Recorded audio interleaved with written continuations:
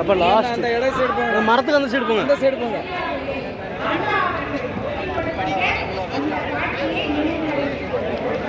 எடுங்க ஓண்டியா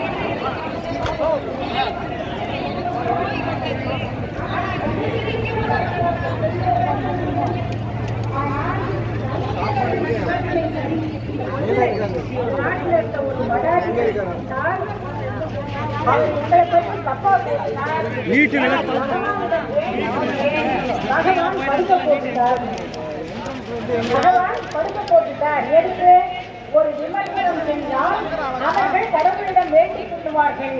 அதனால் கடவுள் அவருக்கு பயிற்சி தேவையார் என்று பேசிய அந்த மடாதிபதி ஒரு கொலை வழக்கில் முதல் அக்யூஸ்டாக வந்தது.